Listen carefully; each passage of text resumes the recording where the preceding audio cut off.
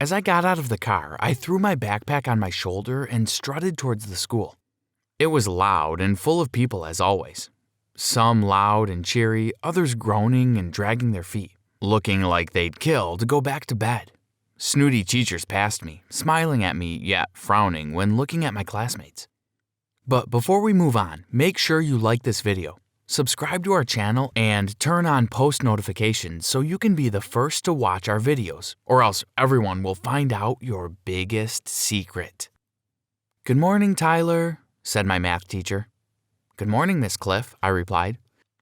I squeezed past a crowd of students towards a large corkboard. My name was on the top of the list, showing this semester's best student so far. It hardly gave me any satisfaction. I was used to it by now. "Hey, Ty," a very high-pitched voice squealed behind me. I cringed inwardly, but turned around with a smile on my face. "Hey, Cupcake." I put my arm around my girlfriend, Amber. She was short and energetic, which was often annoying. "I hate seeing the way those nerds look at you when you're at the top of the list again. They better keep their grubby little hands off of you." Amber was always really jealous.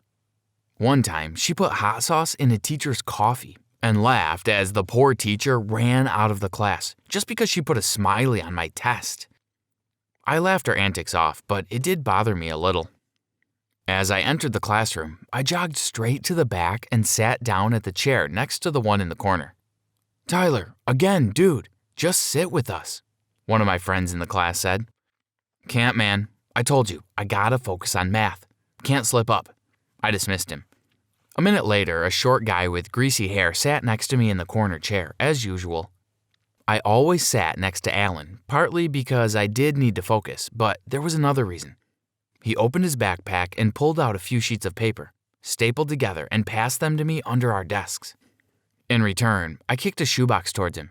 He opened it slightly with his foot, saying, "Nice," and he gave me a fist bump under the table. Miss Cliff entered the room and the class went quiet. She started walking through the rows of tables collecting homework after she put down her bag, and I handed her Alan's neat work. I smiled at Alan and took out my notebook when Miss Cliff started explaining something on the board. I decided to walk home that day, and as I walked onto my driveway, I could already smell the sweet scent of apple pie in the oven. I was salivating just thinking about it. I opened the door, kicked off my shoes, threw my backpack on the floor, and ran to the kitchen. My mom was just opening the oven when I entered, and she smiled at me as she held a delicious apple pie, and I nearly fell to my knees begging for a slice. My mom's pies were always delicious. "It's just a little treat to congratulate you for getting first place again," she said. "Your dad and I are so proud, as always." She gave me a kiss on the cheek and set the pie down to cool. "There he is," my dad shouted. He came up from behind me and gave me a pat on the back. "Well done, son. Those kids don't stand a chance." He then went up to my mom, and as they gushed over me, I pushed down the twinge of guilt that I felt and decided to just enjoy the scene unfolding before me with a big smile on my face and warmth in my chest. In my room, I snapped a picture of a pair of sneakers I had just bought. "Limited edition, man, but you gotta do the English paper," I typed quickly on my phone. A reply buzzed almost instantly. "Done," it read. "Piece of cake." It was Friday night and I had just entered a house booming with music and filled with dancing teenagers when I felt someone yank me by the arm. "Tyler, man, I don't know how you do it," my buddy Brendan yelled over the music. "How are you here when we have a huge paper due tomorrow? I mean, I'm here, but that's because my work is a C+ at best. But you, man, you go to parties every weekend and still hand in A+ work. How do you do it?" "I'm just good at school, dude. It's not really that hard," I laughed. "Well, maybe you need to blow off some steam. Have you met my cousin Jackie?" he asked as he introduced me to a brunette in a pink dress. "So you're Tyler," she said in a sly voice, and she winked at me. Yep. I didn't want to entertain this girl, especially when Amber could be anywhere watching. On cue, I felt an arm circle my waist and sharp nails slightly digging into my side. "Yeah, he's Tyler and I'm Amber, his girlfriend," she said to Jackie in an obviously fake sweet voice. Jackie walked away and Amber slapped Brendan on the chest. "What are you introducing girls to him for?" she yelled at him. "Chill, Amber. Why don't you go outside and grab a drink, huh?" he said. "Tyler, we're leaving," she said without giving my opinion a single thought, and she dragged me through the crowd of people out to the lawn, where she gave me an earful which I barely heard as I tried to think about literally anything else. About a week later, I slammed the trunk of Amber's car shut after I had stuffed dozens of bags of clothes into it. She had dragged me to the mall to go shopping again. "Ty, can we go back in? There's just one more store I want to go to," she asked when she snuck up on me, making me jump. I was about to protest, but she gave me puppy dog eyes and said, "Please."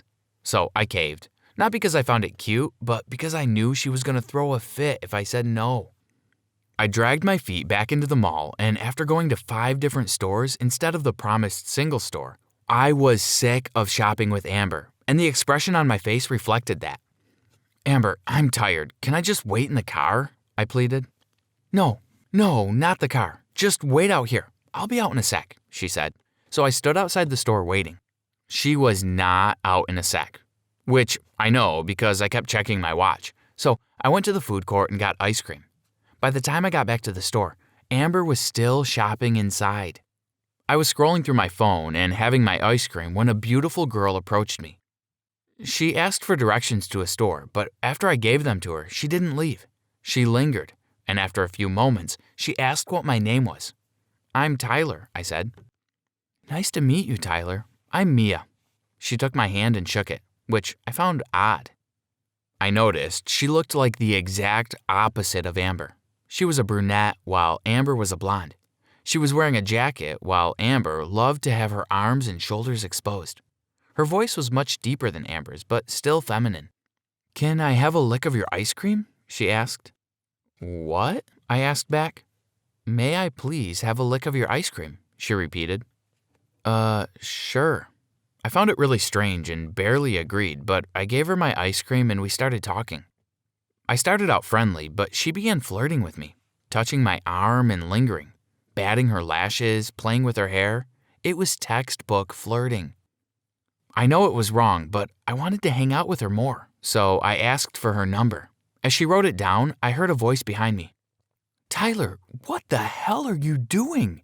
Amber was standing behind me and she looked furious. She strutted towards Mia and I thought she was about to jump on Mia. But to my surprise, she handed Mia a $20 bill.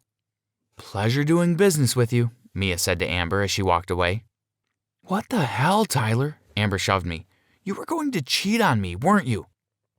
"Amber, calm down. Don't cause a scene," I said. "I don't care about causing a scene. You were about to cheat on me." She ran towards the mall exit and I ran after her. The following week consisted of me standing outside Amber's window every single day with flowers or chocolates, no matter the weather or the time. I needed to apologize. I felt terrible, and even though she annoyed me at times, I still cared about her. She turned on the sprinklers, sent her dog out to chase me, and threw water balloons at me to get me to leave. But I stayed there, soaked in water, holding wilted flowers until she finally let me apologize. We hugged and made up, and afterwards we stayed in her house watching movies and eating. After a while, we were just talking, and I remembered that before we started dating, Amber and I were good friends. "Okay, so you gotta tell me," she said. "What?" I asked. "How do you balance school and social stuff? You've been outside my door every single day for a week, and still aced every test we had, and handed in all the homework. How do you do it?" she asked. "It's complicated," I said. I didn't want to tell her. It was my secret. "So you almost cheat on me, and now you won't even tell me how you do well in school?" "Cold," she replied. I hesitated, but I guessed I did owe her some honesty. "Okay, fine," I said. She sat right in front of me, and I explained how it all started. It started with me getting a low grade on an assignment. Teachers started telling me to sit away from my friends to focus, so I did. I hated it at first, but then I noticed I had been missing easily half the lessons distracted by my friends. One day, I noticed the kid next to me in math class, Alan, eyeing my new pair of shoes. I also saw that when Miss Cliff handed him back a test, he had gotten 100%. And his homework was always perfect, so I proposed a deal. If he did my homework and gave me answers for quizzes and stuff, he could have my shoes. It was a good deal, and it became better once I switched out the shoes. I started buying fake copies of the shoes for a quarter of the price, and Alan couldn't tell the difference at all. He's an idiot. So now I get great grades for very little money, I explained to Amber. She looked shocked but impressed. That's brilliant, she said. And Quiet Alan from math class does this? Yeah, I laughed. But what would happen if you got caught? She looked very concerned. I could tell she cared. I don't know. It would probably look horrible on my college application. Now that I thought of it, maybe it was all a bad idea. It could easily fall apart any second. And it did. The following Monday, I arrived at school as usual, awaiting the usual, but when I passed my teachers and the nerds who envied me, they all shook their heads at me. I didn't understand why until the principal approached me. Tyler, my office, now, he said, looking mad.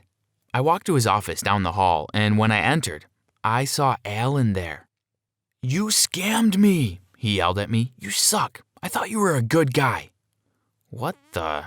I was confused. What happened? The principal sat us down and in a grave tone said, Alan here came into my office early this morning, and he informed me that you have been trading him shoes for homework, essays, and just about anything academic. Tyler, is that true?